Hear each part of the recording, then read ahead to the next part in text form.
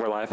Okay, this is the Champaign-Urbana Mass Transit District Board meeting. It's Wednesday, February 28th at 3 p.m.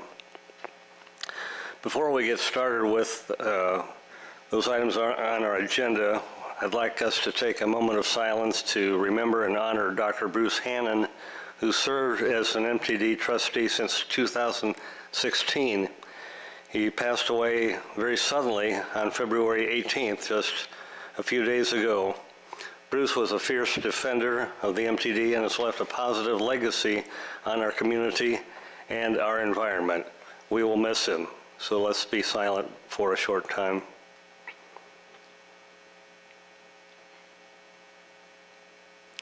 Thank you.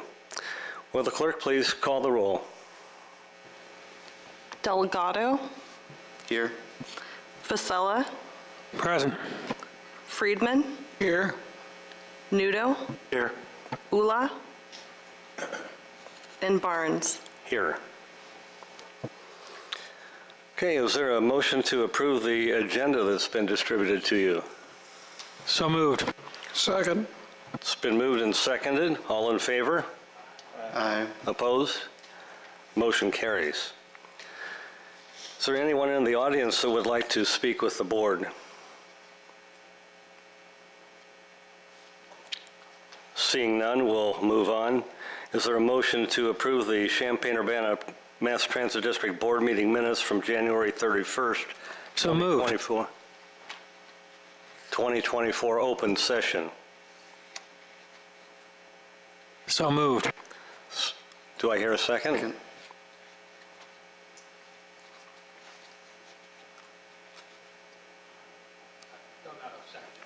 Oh, I'm sorry. Tomas, second. All those in favor? Aye. Opposed? Okay, next we'll move on to communications. Are there any communications from the board? Anything from Carl? Okay, next we have the fiscal year 2023 MTD audit presentation by Baker Tilly, US LLP. Well, they are moving up to the table. I'll just let the board know that Jody Dobson from Baker Tilly is here to present, and then Michelle Wright, our finance director, is going to glide up to the front desk as well, and so I'll turn it over to them.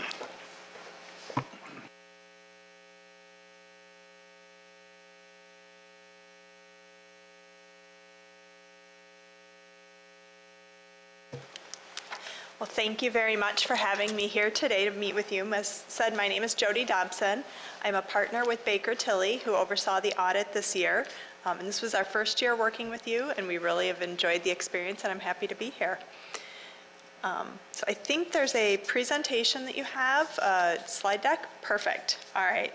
So the second slide there touches on just what I wanted to cover today, which is kind of an overview of the audit process and results, the required communications that the AICPA outlines that we as auditors need to have with you as the governing body, some information about future accounting standards, and then a discussion of any questions that you might have.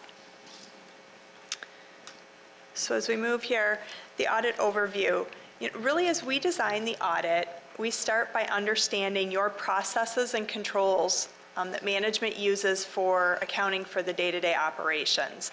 What we do here is we try to identify where might there be risks that something could be misstated, and that allows us to plan our audit procedures. Ultimately, our goal is to give an opinion on the financial statements, but not give an opinion on the controls. That said, if there's anything that comes to our attention during this process that might be a material weakness or a significant deficiency, those would be reported to you. And oftentimes we have other observations or best practice recommendations that we discuss with management throughout the process that are more informal, just informational as well. So the next couple slides talk about some of the testing methods that we'll use. And really this can be a variety of things that we use during the audit. It can be anywhere I guess we start by evaluating, as I said, and assessing the risk in the various areas, and that comes from interviewing employees, reviewing your process documentation, policies, background information, walking through those processes to make sure that we're understanding what we're reading appropriately, and things are actually being done the way that we're reading them in the documents. And then sometimes there's statistical sampling of a set of transactions. In addition, there are areas where we'll use independent confirmations, so getting information from third parties to make sure it's consistent with your records. Use of reports from third parties, say actuarial reports and those kind of things. And then a lot of tracing to source documentation. Ultimately here, the procedures used for each balance or type of transaction is really driven by what are your policies around that, what are the risks, and what's the best way to get that information. So the next slide touches on some of the areas that we focus on, and I don't think there's any real surprises here, is the expenditures or general disbursements, payroll cycle, the revenue and receipts, including both fair receipts and grant receipts, and then information technology, how is all the information captured? And what I don't have on here, but is also a big part of, is the overall financial reporting, the reconciliations, the ledger maintenance, and how it gets pulled into the financial statements. So audit results. Our audit was performed in accordance with generally accepted auditing standards, and the objective here is really for us to be able to issue our opinion on the financial statements. All of the information in the financial statements comes from your records and management. We do assist with some of the assembly there, but really it's all your information, and our purpose is to be able to have enough evidence that we can feel comfortable issuing that opinion. So the opinion, which starts on page 1 of those financial statements, it's probably 2 or 3 pages long because they keep adding language to it. It ultimately is what we refer to as an unmodified or a clean opinion. So that's the highest level of assurance that we can give, and it lets you and any other readers know that the financial statements are a fair presentation in all material respects of the financial position and the results of operations for the organization. In addition, as I said, if there were any control issues that were significant, we'd report those. There were no material weaknesses or significant deficiencies to report. So that's very positive. The next thing here is because you receive over $750,000 a year in federal funding, we're required to do a single audit, which is looking at both the compliance with the grant agreements and the controls over that compliance. So we go through and do a significant amount of testing there of the transactions that are flowing through those programs. There was no issues noted or no findings or control issues there. So that's all very positive. So as far as, yes? What do you mean by a single audit? So it's referred to as a single audit because way back, and I apologize, I will not remember, it's prior to me starting in this industry 25 years ago, it used to be that each federal agency you received funding from, you had to do a compliance report and filing with them. And they changed the rules so that you do a single audit over all of your grant funding in one report, and it's filed with any of the agencies. So that's where the name comes from. So as far as the required communications, this is on pages 7 through 9 of the report that's called the Reporting and Insights. Michelle, can I have you I want to show the cover. It's the blue covered document, just so you're aware. And I'm just going to touch on the highlights. There's a lot of detail in there of the things that we're required to communicate with you. But at a high level, we talk about our responsibility as auditors, which is again to design our procedures so that we can obtain evidence to issue our opinion. Your responsibility as the governing body, which is to provide oversight of the financial process to management. And then management's responsibility really is in the day-to-day policies, in accounting for the information and establishing estimates. As far as that, we had no questions or concerns about any of those policies. And there was nothing there that caused issue or needed to be changed. In addition, there were no new standards that were to be implemented in the fiscal year. There was one that could have been, but it was actually early implemented the year before, so you were ahead of the game there. If there were any disagreements, concerns, questions that came up in any number of areas, we would be required to report those to you in that document. I'm happy to say a lot of it is a no news is good news. It says we have nothing to report.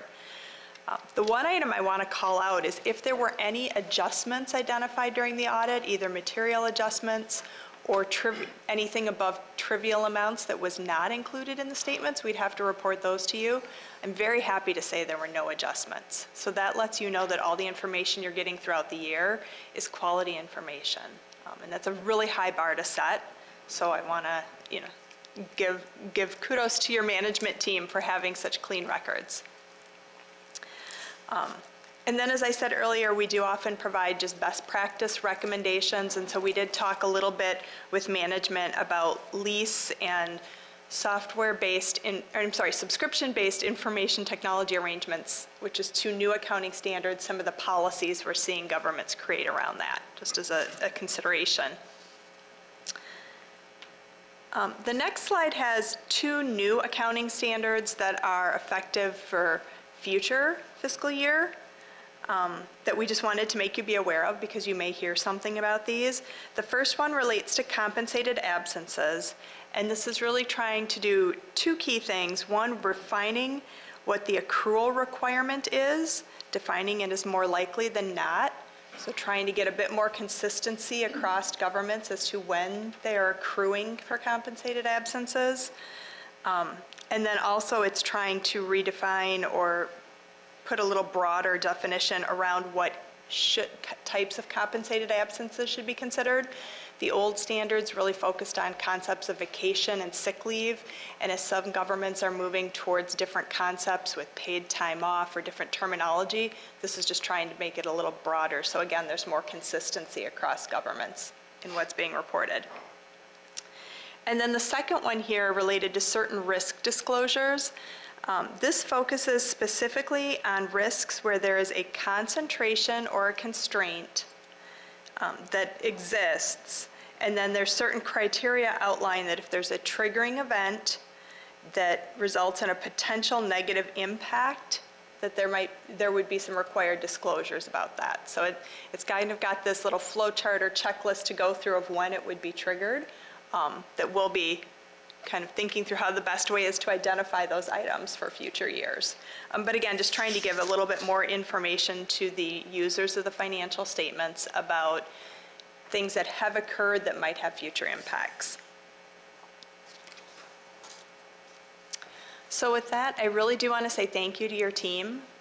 As we come in to do the audit, we ask for a ton of information. With a first-year audit, we're getting a lot of background information about the organization as well, so there's a lot more that we're asking for. And they were great. They got us everything we needed, worked through the questions, and it all went really smoothly. And we're already in discussions of how we can adjust things for next year to be even smoother and more efficient. So I don't know with that if you have any questions on either of the documents.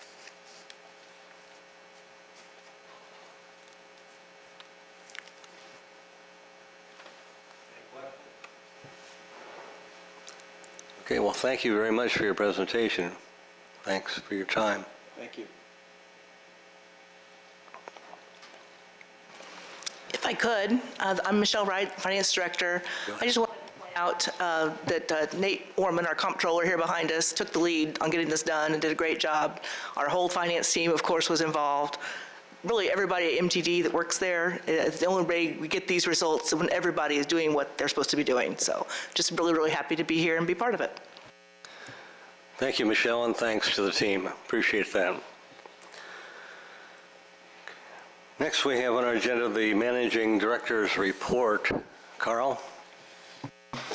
Thank you, Chair. And I will just echo real quick before Jody is completely left the building, that, there a certain amount of angst is natural when you're switching to a new audit firm and you have, we don't know them, so we had no idea what to expect or what not to expect. And I just am in agreement with everything that everybody else already said, but it went very smoothly, and they were terrific to work with. We had a couple of strange things occur along the way, unrelated to the audit, but just illnesses and things like that cropped up, and that's why we're giving the presentation a little later this year than what our goal was, but it wasn't anybody's actual fault. It just, life gets in the way sometimes, and so I want to acknowledge that and say that our team, the MTD Finance Department, did a great job, but we really appreciate Baker Tilly too, so thank you, Jody. With that, I want to start out with welcoming George Friedman back to the board. He is a frequent flyer as far as trustees go. He was, the district was formed in 1971, and George was first appointed to the board in 1973. So he wasn't quite literally here since the very beginning, but boy, that's about as close as you can get without being here from the very beginning. That was a partial term that he filled. I think he had 2 years left on that term, and then he had 2 complete 5-year terms, and then he came back, I don't know, like 15 years later, and was fulfilled another full term, and so now this is technically his 5th term, his 4th full term, but his 5th term on the board, and is now the district's, already was the longest running trustee, and he's just going at that record to make sure that nobody can come after it.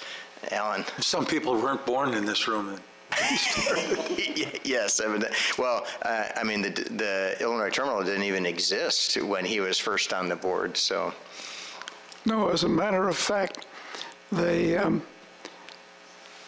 Volk at the time worked up had somebody work up a picture of the Illinois terminal as it was proposed, with a streetcar running up to the front door.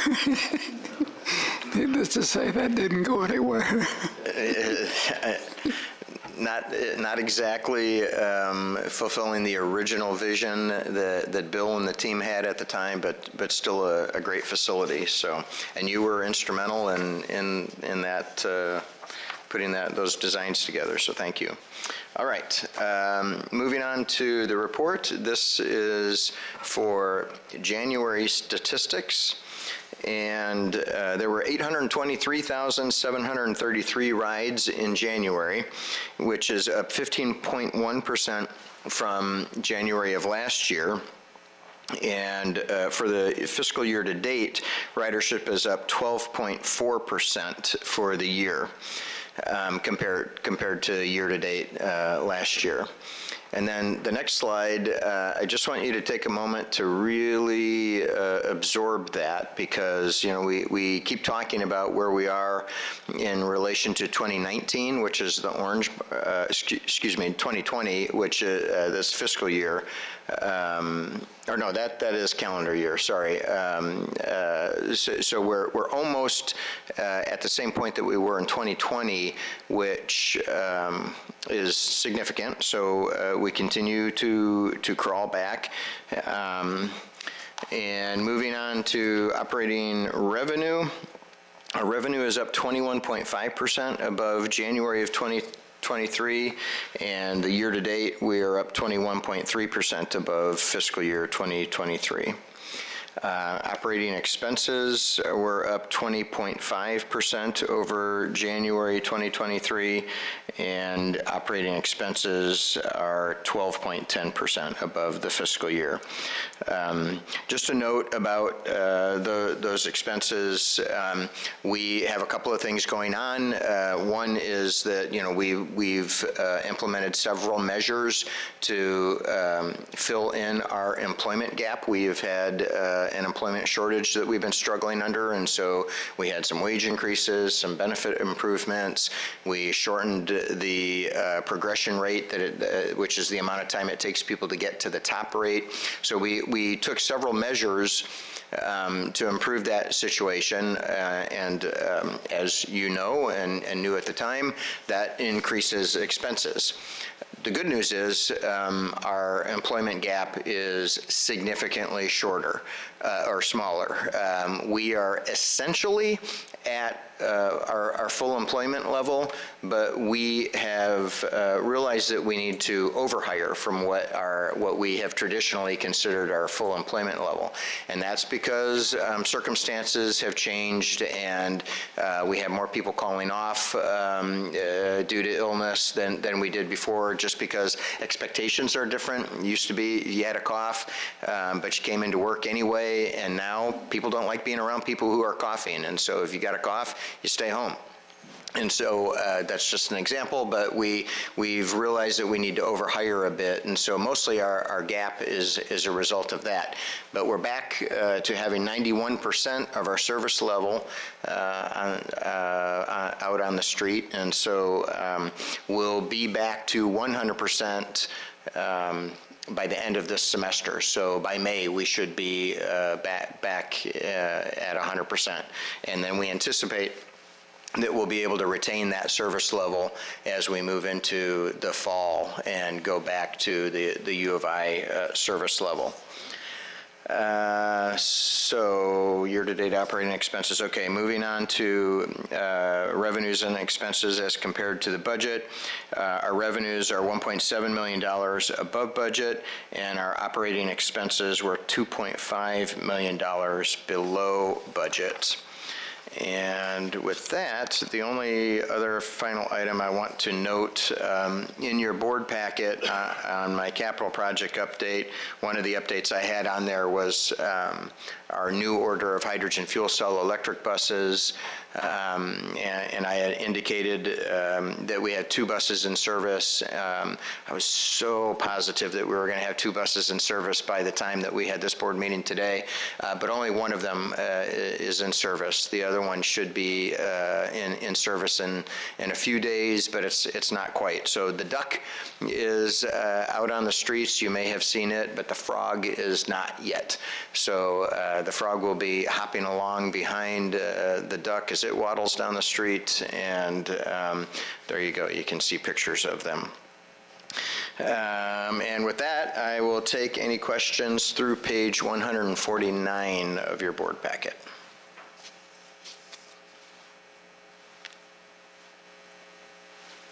Questions from the board?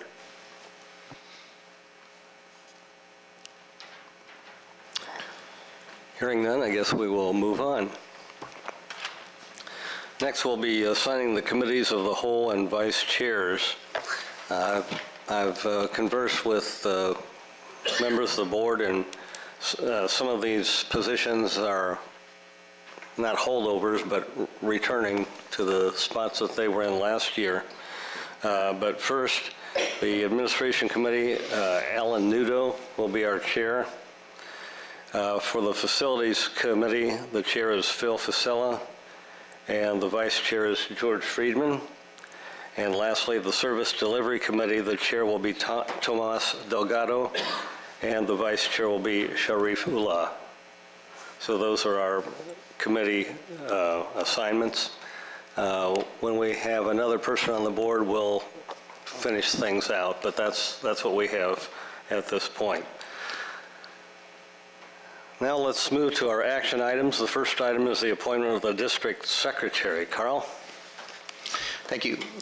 So the appointment of the district secretary, we used to do this on an annual basis, but I don't know, about 7 or 8 years ago, we changed the board policy, and so you made an appointment, and then that was a standing appointment until there was a change, until the board wanted a change or there was a staffing change. And in this case, the board secretary has been Beth Brunk, who has done a fantastic job and is still with us today, but she's winding things down and moving into retirement. And so we've hired Brittany Meeker as Beth's replacement, and Beth is training Brittany right now, but we thought we'd get a little ahead of the curve and go ahead and appoint Brittany to the secretary position, or ask you to appoint Brittany to the secretary position, so that that's in place once Beth completes her retirement.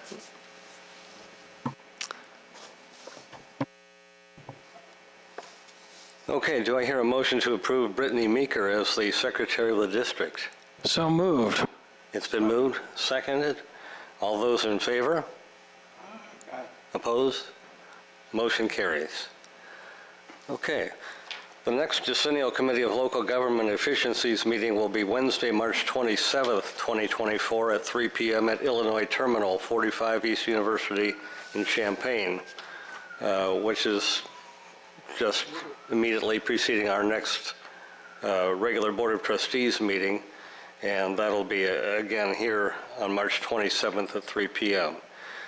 Do I hear any motion to adjourn today's meeting? Been moved and seconded. Motion carries. Thank you all. Wow. We don't.